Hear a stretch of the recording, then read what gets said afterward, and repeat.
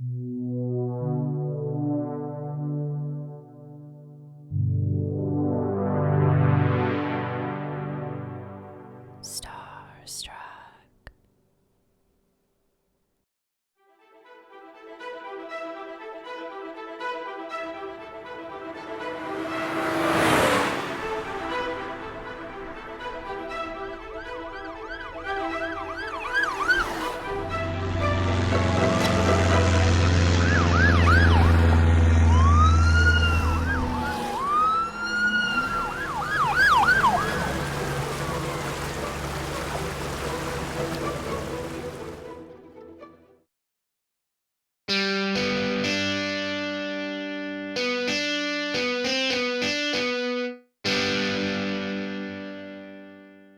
Yeah, okay. I gotta make sure that I don't bump that, because that... We're turning into a Beatles song real quick here. That's actually like a Hard Day's Night. Is Yeah. that everything? Yeah. That's pretty good. All right.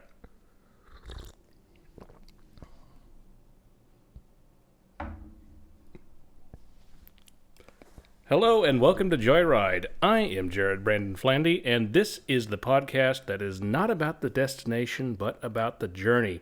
So I have a handful of announcements I'd like to make, but first and foremost, I'd like to introduce everyone to our new regular season co-host, Mr. Kyle Dauterman. Hey, Jared, how you doing? I'm doing good. Welcome aboard, Kyle. Thanks for having me. I'm so excited to be a regular co-host and join in with you. Now, just a little background here for everyone is, if you're wondering where Adam's at, Adam is he's got a lot going on with life, a lot with his career and whatnot, and he's kind of taking some time out for himself as well. He's doing good, and he'll probably come in and make some appearances here and there. But I managed to rope Kyle into this, hopefully willingly. Absolutely. I'm really excited to be here. You know, we had a good time co-hosting the Cruising McMinnville parade, so we had some good chemistry there, and I'm just excited to talk about all kinds of different topics. So yeah, well, Kyle, just by the way, everyone as well, he is a filmmaker and broadcaster. He has an extensive background in community media, which is where we met, and we've done stuff like hosting Cruising McMinnville, the local big car event in McMinnville, Oregon. So I think you're a ideal person to come on. Plus, I think these topics kind of perk your interest a little bit, right? yeah, absolutely. I mean, this season, I guess I'll do the announcement because I already started it. But, you know, we're talking Pacific Northwest. And having grown up and lived in the Pacific Northwest my whole life, as pretty much have you, that we have a interesting perspective on some of these stories. And there's a lot to say about a lot of them. So I'm pretty excited about that. So. Yeah, and as Kyle was pointing out, is that this season, Season 9, we're going to be doing an entirely Pacific Northwest themed season. Me and Kyle are both from Oregon here. And, you know, we've done stories that take place all over the world. And it's great because I've traveled lots of different places, so I've always been curious about different places all over the world. Yeah. But nonetheless, I kind of wanted to touch on topics a little bit closer to home. And so that this is what was the inspiration for this season. Now, some of the stories will kind of veer a little bit out of the states, but they mostly take place between Oregon and Washington. So, Well, I'm really excited. So do you want to go ahead and introduce the topic today? I will, right here. Get my iPad going here.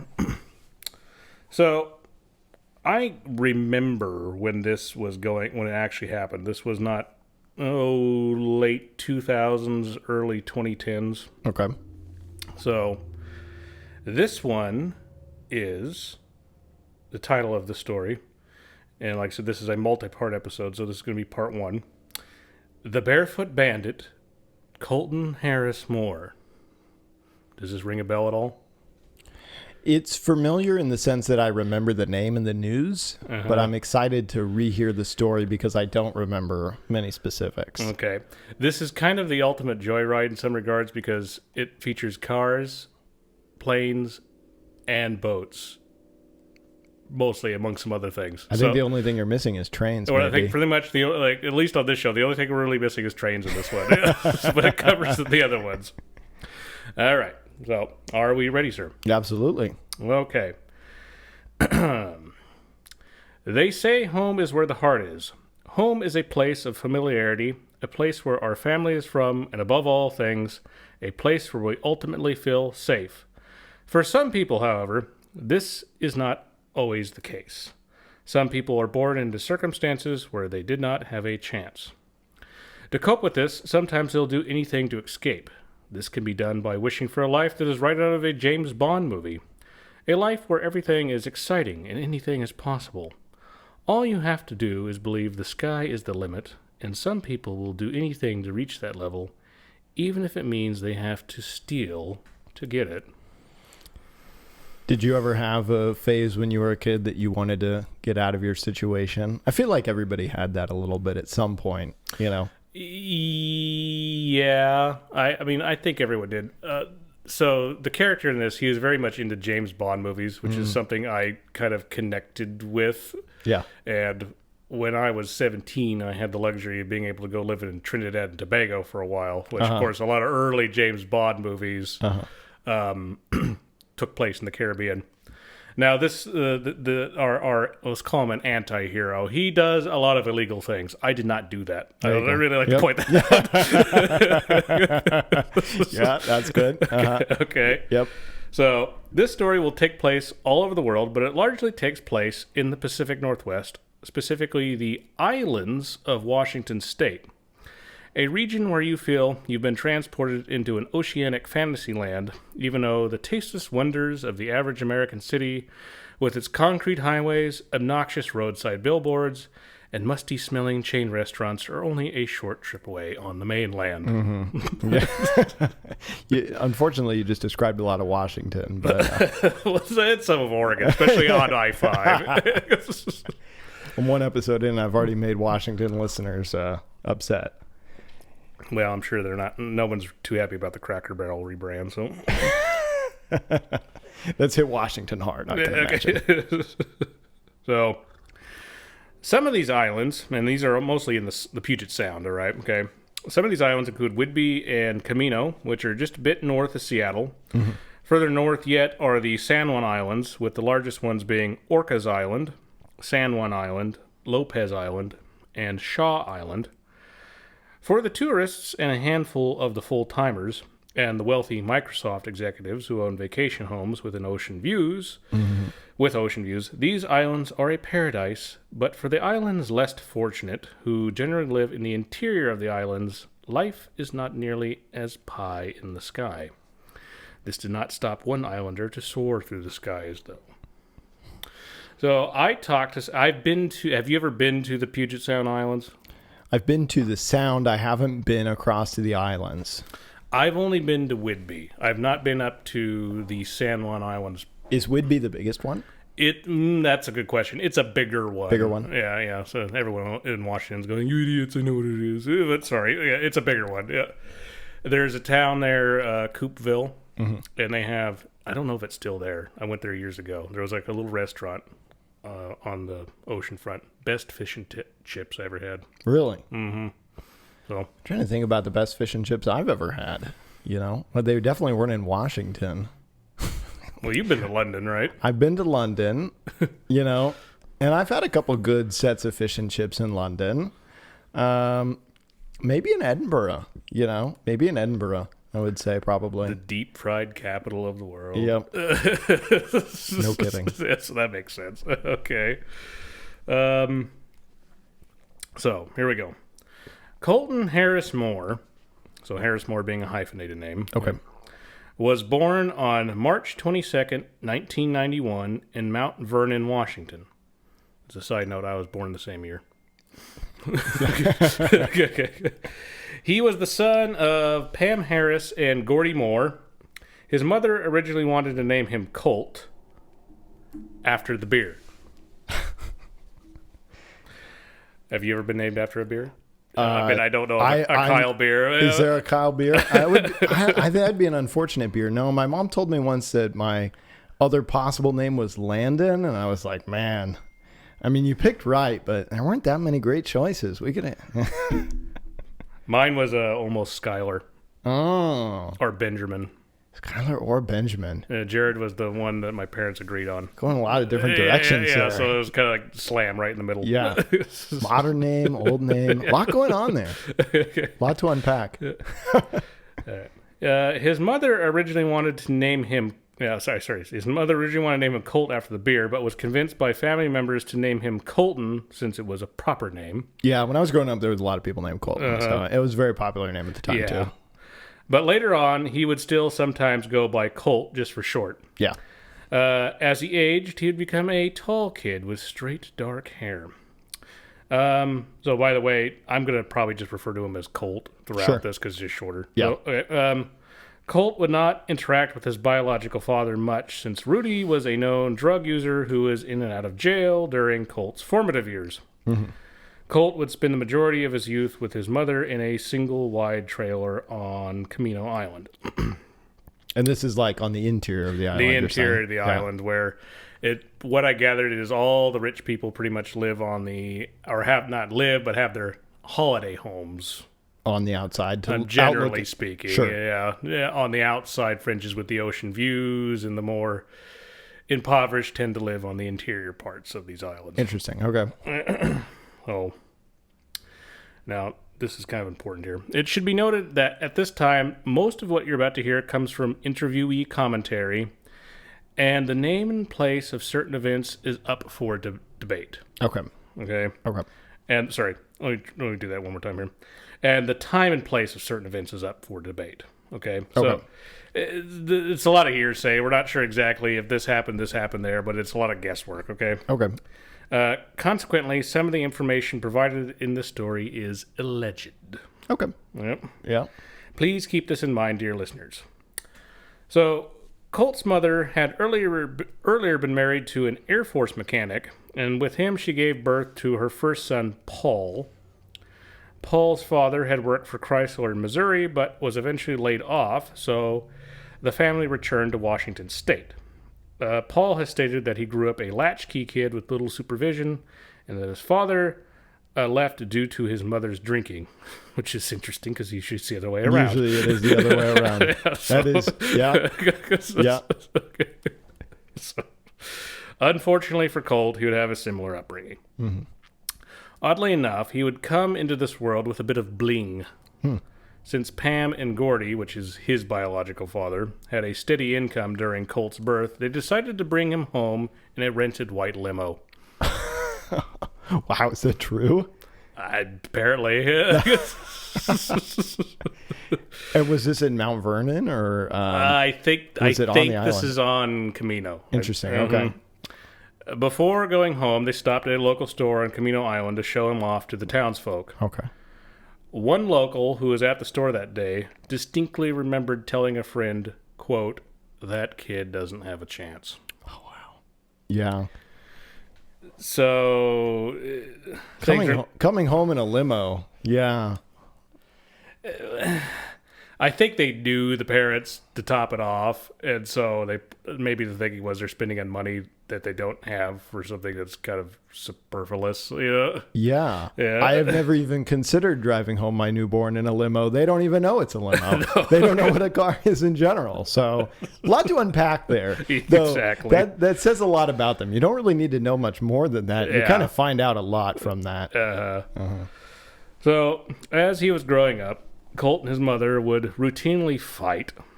According to one of Pam's boyfriends, Jimmy, a bulldozer operator, things could get pretty extreme. Quote, "The poor kid would have enough of his other nagging, and he'd just fucking come unglued. When she got mad, he'd break his toys and stuff, so it got to the point where he'd break up his own shit before she could." Oh, wow. Little abusive, it sounds like. Yeah, definitely maybe not the best upbringing. No. Nonetheless, according to his mother, Colt was fascinated with anything, quote, up.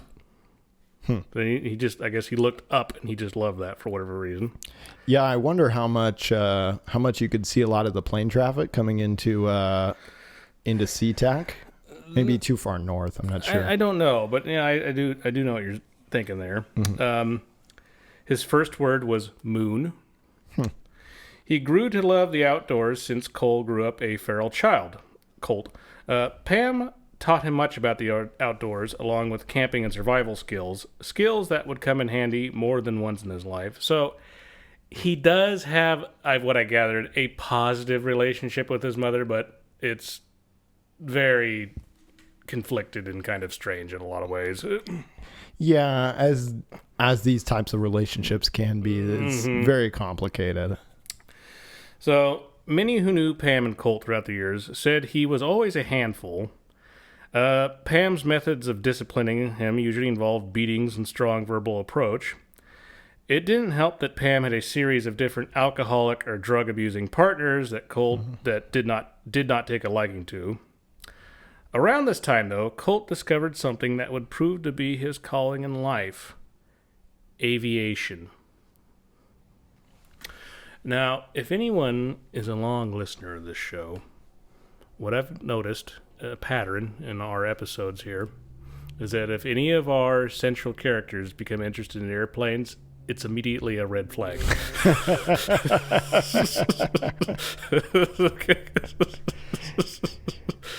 So, yeah.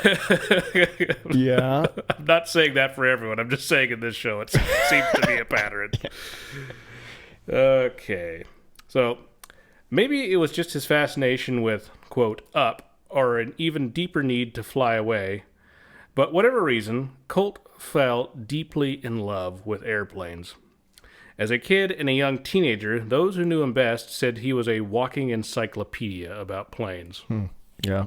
Well, it seems to be his thing, apparently. Yeah, it seems like maybe kind of retreated into a hobby, to get away from some of the undesirable home life, maybe. I think that was part of it. I think it was an escape. Yeah, yep. For sure. No. Even though Colt typically didn't like his mother's boyfriends, but he did take a liking to Jimmy, was the guy we were talking about earlier. Yeah. Okay. Jimmy had taught Colt how to play Microsoft Flight Simulator. Did you ever play that? I did. Yeah. Probably, I think the last one I played was the 2007 one. And you always try to fly over your town. And back in 2007, the rendering was like 3 pixels by 3 pixels of your town. You're like, whoa, there's a brown brick. That's my house. Yeah. Now, I think they quit making it for a while, Microsoft. It came back recently. But they came back recently, yeah. Yeah. So, if you have born... What year were you born? 99. Okay, so if you were born in the 90s, you've played this game. Okay. Yeah. Okay. Yeah. Okay. So, let's see here, just a second here. So, keep in mind, Flight Simulator is not so much a game, but more of a learning tool about aviation. Yeah. And Jimmy was impressed by how quickly Colt became familiar with it. Yeah, I can imagine. If you're interested in aviation, a lot of the work to get into the game would be already done. Yeah, but he's pretty young, and he takes to things quickly, is what a lot of people notice about him. Fast learner. He's a fast learner, okay? Quote, this is Jimmy saying this, I even had a joystick hooked up so it felt more realistic, and he took to it right away. End quote. This would prove to be an early sign not only of Colt's obsession with planes, but another indicator that he was unusually sharp for someone who was born into the circumstances he was. Sure. Jimmy was not just a flight simulator fan, though. He had an actual pilot's license. On one particular occasion, Colt had ran away from home, probably due to a fight with his mother. Sure. And walked his way to Jimmy's, which he lived nearby. Jimmy welcomed him in, and to help cheer him up, they took a trip to an airstrip that was close by. And this is where Jimmy strapped Colt into a 1950s Cessna 170. Oh, okay. Before long, the tiny plane sped down the runway and took to the sky. Colt was flying for the first time in his life. Jimmy offered to let Colt actually fly the plane. Quote, I said, come on, this ain't so different than what you've been doing on the computer. Jimmy's crazy. Jimmy sounds absolutely crazy. He sounds like a nice person, but absolutely bat shit. Yeah. I mean, those Cessnas, man, they... This is a 1950s Cessna. Yeah, I mean, I had a friend that was going through pilot school who told me that flying those planes was like flying a Honda Civic in the sky. so I really, the 50s version, I can imagine many things wrong. There's so many things wrong with this situation at this point. Yeah. Okay, so he goes, so he put his little hands up there and death gripped the son of a bitch. Yeah, I can imagine. The plane dipped down a bit, and Colt replied with a, whoa! A pilot was born. Yep. Colt initially did well in school, but it would not take long for him to start becoming a troublemaker. Mm-hmm.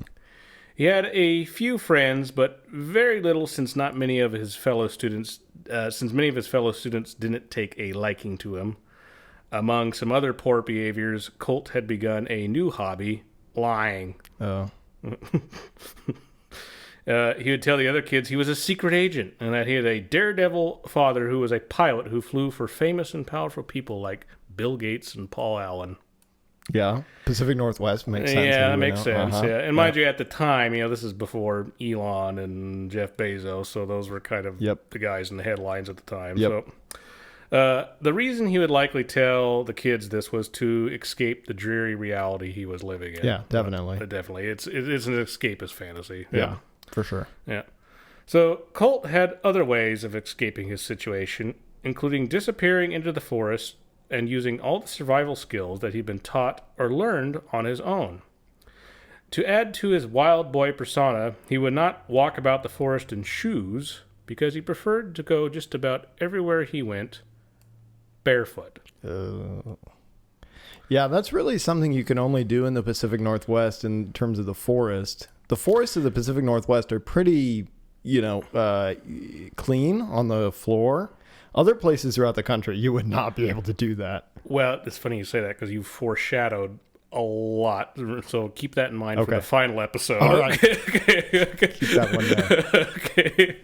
But yeah, you're right. It's a soft undergrowth, but still there's twigs and stuff and brambles. So that, nonetheless, he's built some tolerance apparently over time. Yeah. Okay.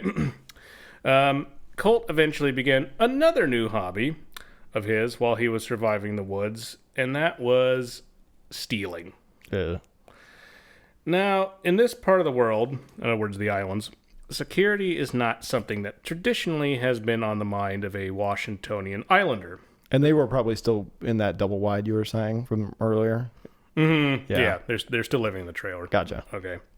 But there's lots of people, rich, poor, whatever, that live on this island, okay? Yeah. And so... So let me finish the sentence real quick. Especially for families who lived on the islands for multiple generations, because there's people who've lived here a long time too. Yeah. It's not just tourists and holiday homemakers.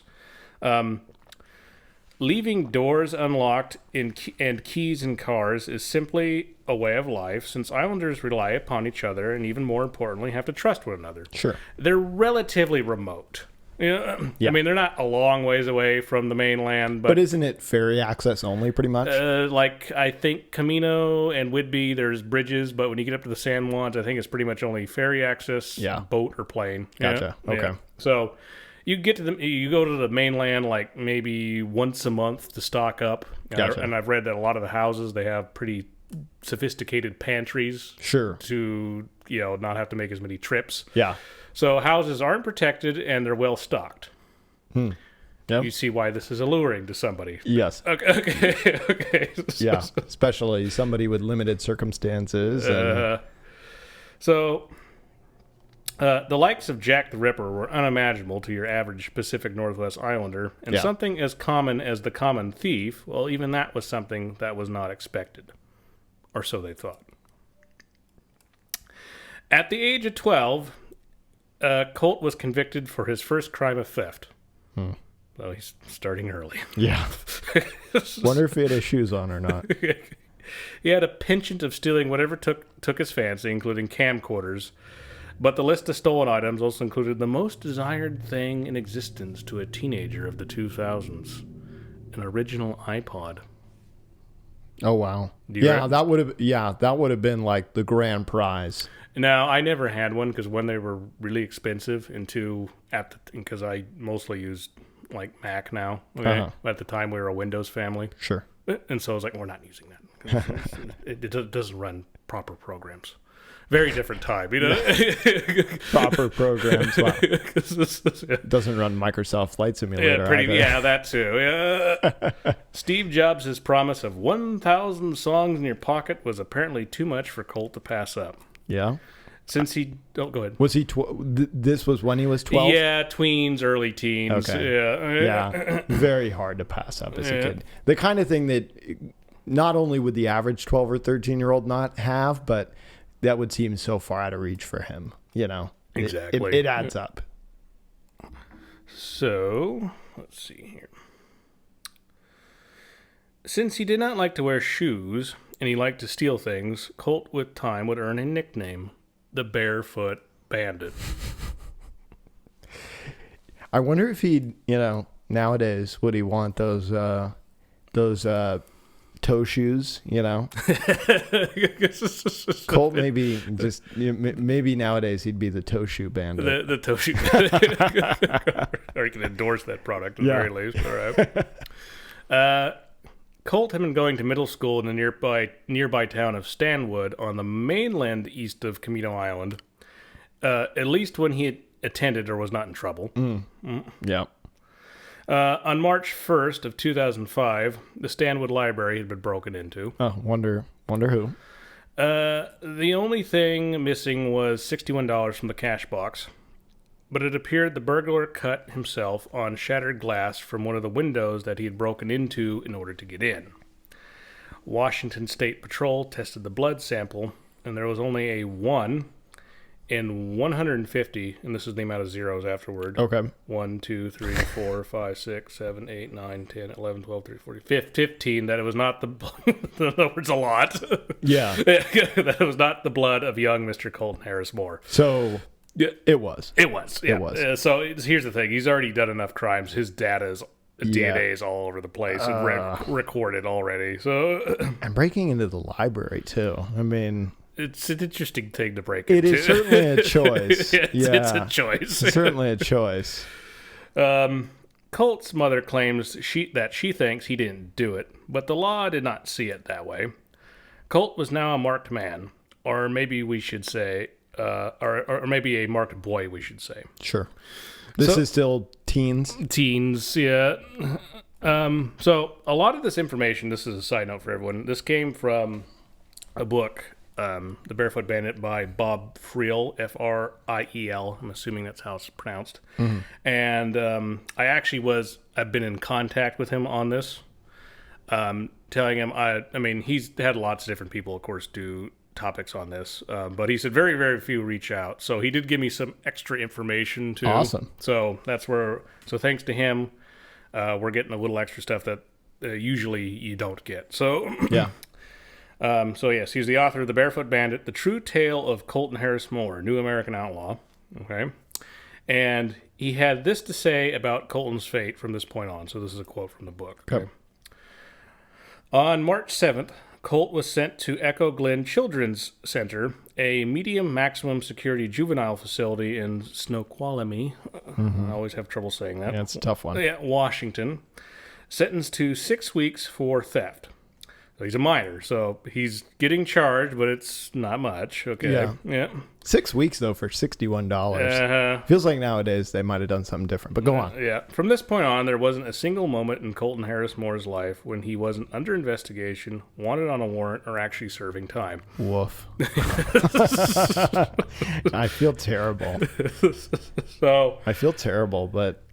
I know, we're kind of laughing, but it's not a great situation. We're laughing because it's so ludicrous that could be the case. That's why, exactly. Yeah. And when I was reading this book, I mean, and this whole story, and I'm sure the listeners will probably catch on to this. Well, a lot of the stories is like, this is ridiculous. How is this possible? Yeah. Yeah. So it's a bit shades of Frank Abagnale, Yeah, exactly. Yeah, which we did do that episode on the show. Yep. In regards to his education, Colt had already been suspended or expelled multiple times. His teachers ultimately believed he was not a bad kid at heart, just a kid who had bad things happen to him and thus did bad things. Yeah. Yeah. Having taught high school myself, you come across a lot of kids like that. Kids that have bad circumstances, who don't maybe have the support to, or even the resources, really. Mm-hmm. And in this case, it's kind of both. You got to feel for him. So, let's see here. He was sent to a high school that featured alternative programs, but the school eventually had to report that he had not been attending classes. Yeah. He was also not fulfilling his community service as required as part of his parole either. Because of this and other improper conduct, in 2006, deputies were on their way to his trailer home with a fresh arrest warrant. Yep. Colt was not willing to go easy this time, so he made his exit by running as fast as he could into the woods. Oh, yeah. Colt, for the first time in his life, was on the lam. Just like Robin Hood, he would flee to the island forest where he would camp and live off the land, but sometimes he would shack up with friends or even return home to his mother on occasion. This would ultimately be his undoing, however, since Colt had a penchant for ordering pizza to the trailer. We're all undone by to-go orders. Yeah. One day, he looked out the window and saw that it was the pizza delivery man. Colt opened the door expecting a hot pie, but instead discovered a cop who's disguised as the pizza man. That's beautiful. The police officer greeted him with a simple, "Hello, Colt." Oh. Done by pizza. Yep. That cop's got to be like, "Honey, you'll never believe what happened at work today." Can you imagine? You're just sitting at home. You're taking care of the kids. You're making dinner. You're doing whatever it is, and your husband comes home from his shift as a police officer, and he's dressed up to deliver pizza with a delivery vehicle, and you go, What happened? Or he shows up home in a pizza delivery outfit. Yeah. I didn't get fired. Yeah. I can explain. So Colt ended up doing another 30 days in juvie. On July 14th, 2006, the Island County prosecutor filed 2 counts for a credit card crime and theft regarding Colt. Okay. This is after he gets out on the 30 days? I'm pretty sure. Like I said, some of the timeline of this gets a little kind of hazy. So I'm pretty certain, I think. Yeah. At the time, none of this was super relevant to the public. This was just somebody's private. Too, somebody's private life, really. Yeah. He was ordered to appear in court that month, but on July 28th, he decided to play hooky and not attend. So it may have happened in that time period. Okay? Yeah. Okay. He decided to play hooky and not attend. Colt, again, was a wanted kid on the run. So he's on the lam again. In California, the most desirable real estate is in Beverly Hills. Mm-hmm. Naturally. In Oregon, it's in Lake Oswego. Sure. I was seeing a girl that worked as a nanny for a family in Lake Oswego. Wow. And I went to pick her up. This is years ago, mind you. And I remember being brought into this mansion of a house. On the lake? On the lake. Just going, oh my God. You know? Yeah. Those prices are jaw-dropping. It's wild. Yeah. But in Washington State, the best vacation homes are in Island County. Okay, so kind of where we're talking about generally. Sure. Their owners typically only use them occasionally. So for someone like Colton, when he was not at one of his many secret campsites, it was easy to break into one of these dwellings and make himself right at home. Oh, wow. Yeah. Everything's there. I mean, it's a Three Little Bears dream, basically. No kidding. Yeah. Despite his young age, he was not your run-of-the-mill thief. Being a millennial, he was part of the first generation to spend most of his life in an internet world. Mm-hmm. And for a young thief, this could not have been a better time.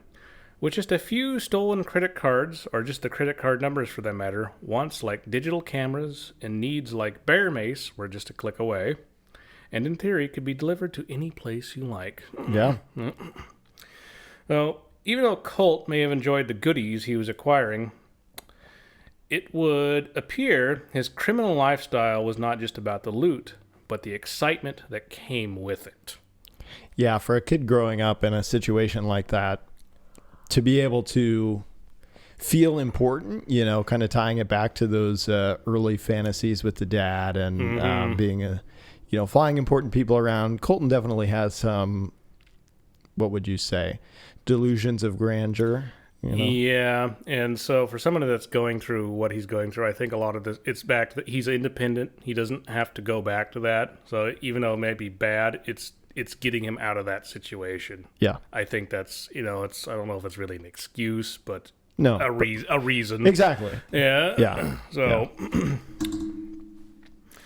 I'm going to take a sip too here. Sure. Take a second. We have some beverages here, just so you know. That's why if you're hearing some clinking, we're kind of going back and forth between that. All right. So let me back up real quick here. Even though Colt may have enjoyed the goodies he was acquiring, it would appear his criminal lifestyle was not just about the loot, but about the excitement that came with it.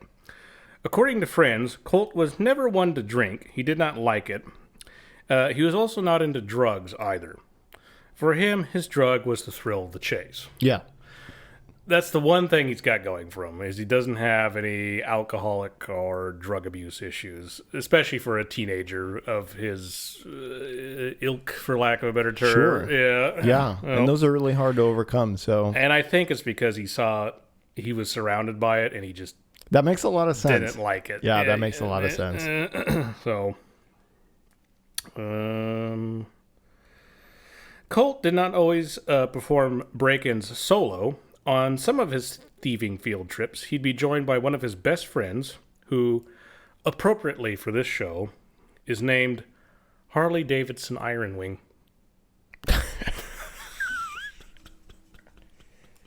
No way. I'm not joking. That's actually... Now... That's not like a gamer tag? No. That's not like... No. So, if I remember right in my research, he was adopted, and his name was Harley... it was partially, I think, the Davidson... Oh, what was it? It was some... It's his legal name, but That's incredible. But it's his real name. Okay, and Harley Davidson Iron Wing, okay? Yeah. Now, there's going to be some other slew of names in this, and some of them are not their real names, and I'll point that out because I think that the author, that where a lot of the source material came from, okay? They didn't want their identities revealed. Sure. But there's a lot of other real names that are just as, like, they sound fake, but they're not. Just so you know. Okay. So, on one B&E occasion, the police blasted their way in while Colt and Harley were still in the house. Harley at first stood still, not realizing what was happening. But Colt instead did what he became famous for. He ran. Mm-hmm.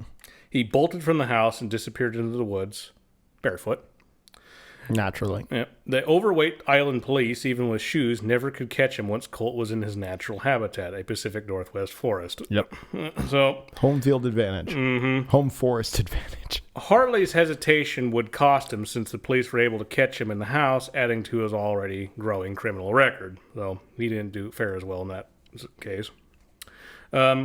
Colt continued to break into houses and take what he needed. Oddly enough, it was not uncommon for him to do the dishes after he wolfed down a frozen dinner. Polite. He was a gentleman thief. Yeah. Yeah. So, even though he was a thief, he was a tight and polite one at the very least. Mm-hmm.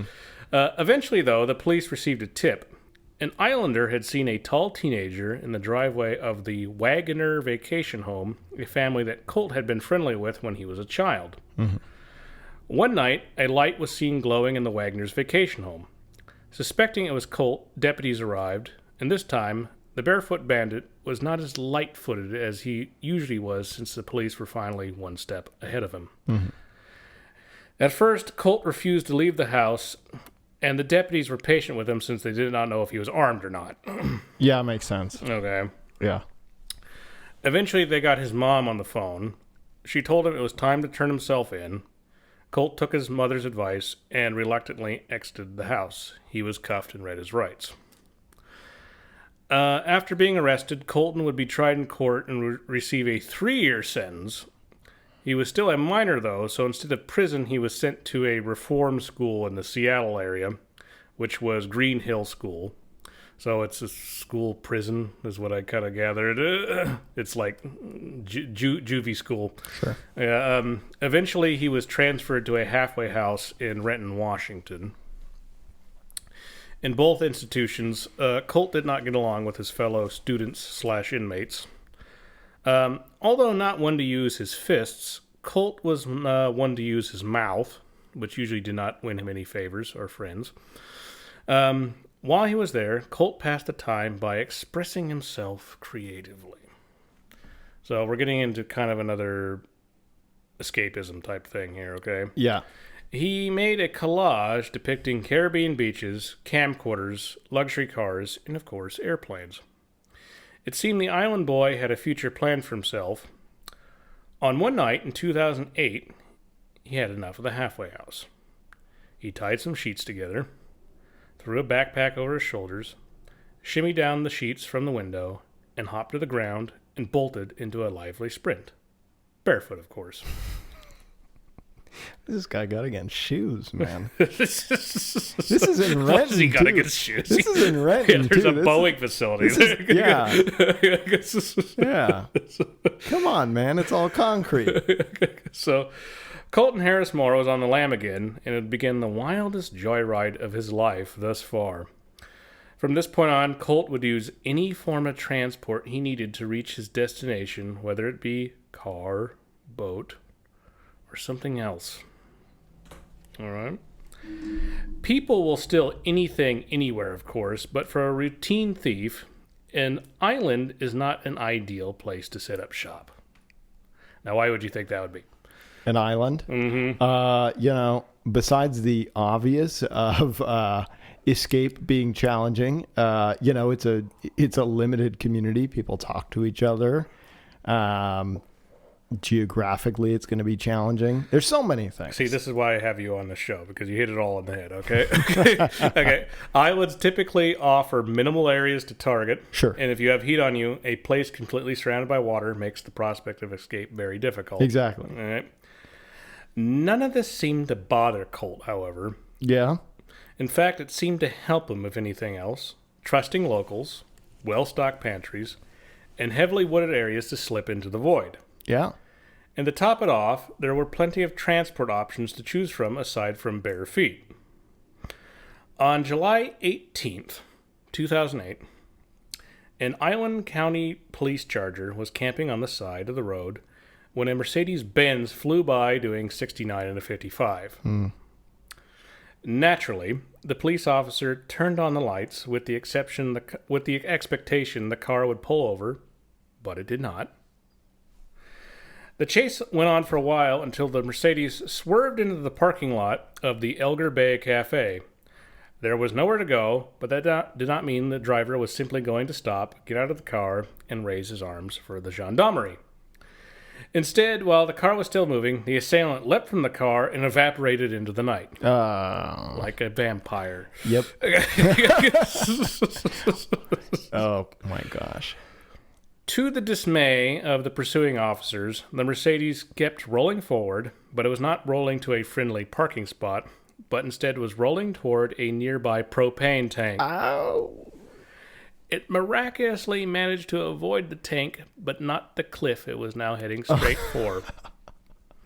And literally, on that cliffhanger, is the end of part 1.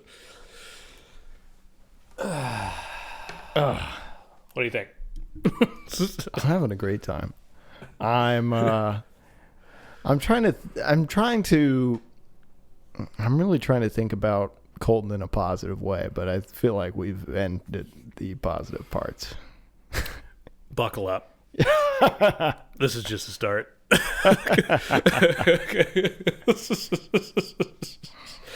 So, tune in for the next episode, of course, to continue on with the adventures of Colt. A couple of little side notes. I'm pleased to announce that the Joyride brand is doing some expansion right now. So we will be having a newsletter coming out on a monthly basis. And there will also be some original video content that will be all on the video platforms, YouTube, Instagram, TikTok, you name it. So in the description box of this show, just by all means, click that and you can go and check out that stuff and sign up for stuff. So I hope you enjoy more of your Joyride experience. And with that, I think we're done with this episode. Are you ready to bring things to a close for now, Kyle? I think that would be just fine. All right. Once again, thank you for coming on. Look forward to working for you more. And signing out. See ya.